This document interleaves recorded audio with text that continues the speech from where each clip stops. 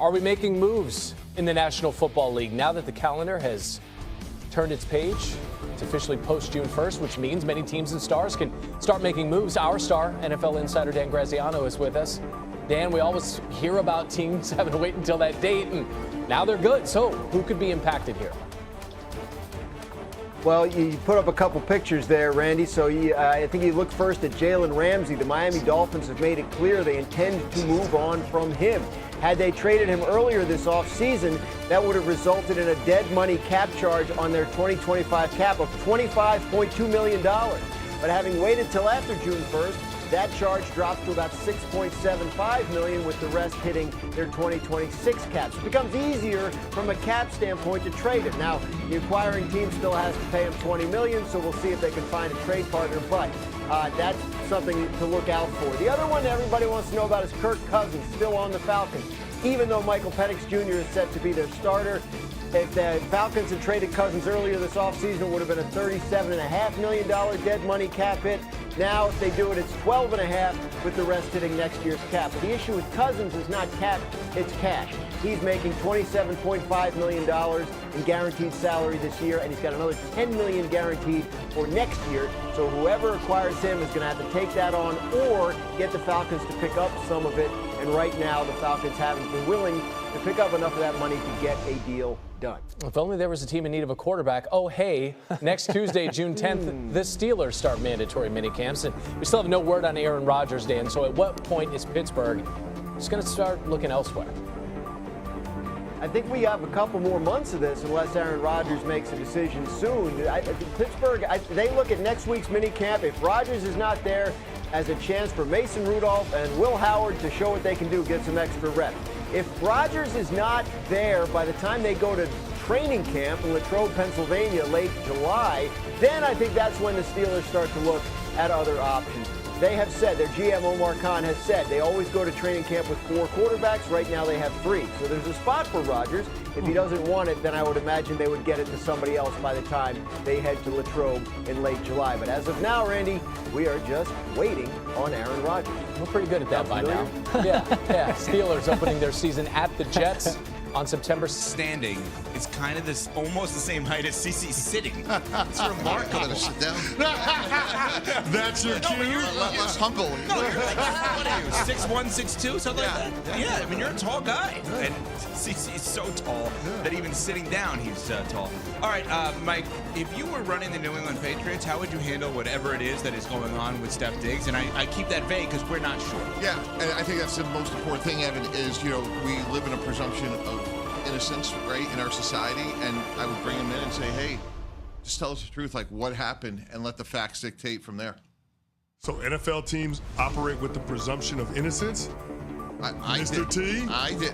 Chris, I certainly did. I mean, okay, all right. Look at my track record. Look, okay, 2 sides to every story, and, like, the other thing is, like, hey, Stephon, you're going to play for a short amount of time. And, Chris, you're a great example of someone who's thrived post-career.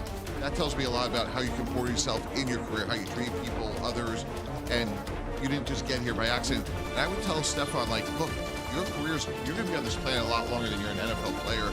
And what do you want others to think of you? And, like, this, your conduct and what you did, is that consistent with what you want to be known for? I think it becomes fascinating to see how this Stefon Diggs situation gets handled in New England and how that is a prelude to Mike Vrabel establishing the kind of culture that he's looking for. And speaking of cultures, we got to go to the Pittsburgh Steelers. It's now June 2nd, Mike T, and we don't know who QB1 is for the Pittsburgh Steelers.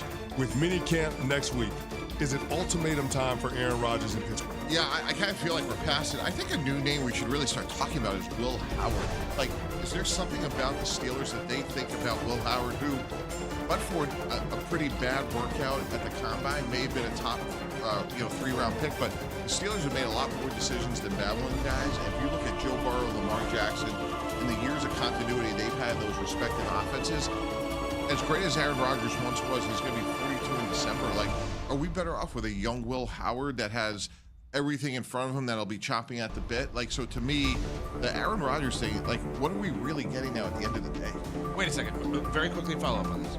You, Mike Tannenbaum, at this point, we're sitting here on June 7th. Not Kirk Cousins, not Aaron Rodgers.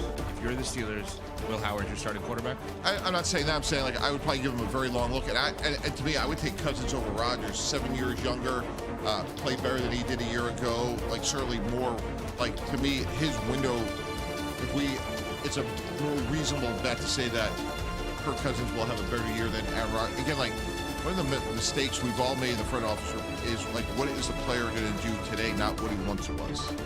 Mike, you've been in this league for a long time, been connected to the league for a long time. How surprised are you that it's this organization and the Pittsburgh Steelers and this head coach and Mike Tomlin that's sitting here in June still having questions about who their starting quarterback is going to be? Yeah, I heard Michael Wilbon say, the other day, like, this is an organization that has made the right decision for decades. They have a Hall of Fame coach.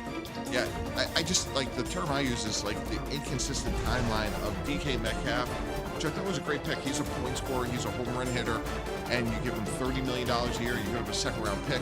I don't know, like, to me, that's not indicative of a team that's rebuilding. Mike Tannenbaum, of course, ESPN NFL Front Office Insider on Sportsmanlike, presented by Progressive Insurance. Protect your auto, home, and business today at Progressive.com. Should we be paying attention to what's going on in Miami? Because Jonnu Smith may be on the way out. Jalen Ramsey's going to be on the way out. Christian Wilkins left a couple of years ago to go to the Raiders. Is there like a sneaky kind of tank involved there, or am I misreading this? Yeah, well, I don't think you're tanking when you have, Tyreek Hill, Jalen Waddle, and Tua, if he's healthy. It's a team that obviously can score a lot of points. The Ramsey thing is going to be interesting. Reportedly he's going to be traded. Evan, I will tell you this: like, it's very hard to make that trade. He has $24 million. So Team X calls and like, yeah, we want a 4th-round pick, and Team X says, well, we'll give you a 6th, and by the way, you're going to eat 22 of the $24 million. And then Miami's exactly, well, we're not going to trade him. And the fact that it's come out the way even Jalen Ramsey said, I'm not going to be there. Is he ready to leave guaranteed money on the table, which is very unlikely?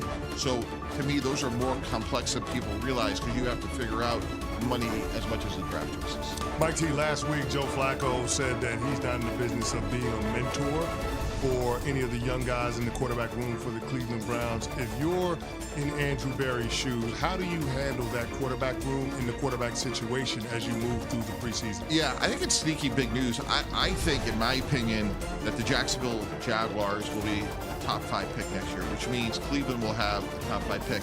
Best case scenario for them is Dylan Gabriel, Shador Sanders is their quarterback. Now they're sitting there with the top 5 pick. They can trade it. They can take the best non-quarterback. And job one this year is to let Shador and Dylan battle out. I think Shador wins that.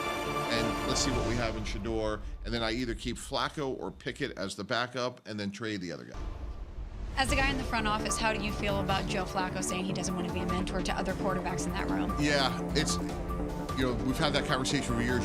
Tom Brady, like a decade, came out and said, like, my job isn't to get the backup quarterback right. That's the quarterback coach's job. Now, with that said, I always felt like it was important, and like, we were always perfect, but LaDainian Tomlinson, Jason Taylor, just over the years, you wanted like an aging star in a room because they could teach others how to do things. So even if it's not directly, if I'm Shador Sanders, I want to know when Joe Flacco goes out. I want to know what night he drinks. I want to know how he recovers. I want to know how he watches film. I want to know what gifts he buys his offensive linemen. I want to learn as much from him as possible because Flacco's played for a long time. Now, I don't know Flacco. I can't imagine he's not going to help when asked. But I understand the point is, like, my job is to get myself ready, not my teammates. Mike, you just slipped in an interesting comment about the Browns because they make the trade this year with the Jaguars, and you said that you believe that'll be a top 5 pick next year. If that is the case, Travis Hunter, Liam Cohen, new teammates, or new player and new coach.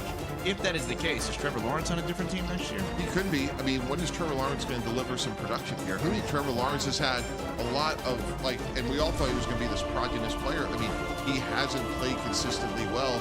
And when you're drafting in the top 5 the way they were this year with a quarterback, that tells me you have a lot of holes on your team. Layer in a first-time head coach who doesn't have a lot of experience. And Liam Cohen may be great, went to a great institution, not UVA, UMass. But anyway,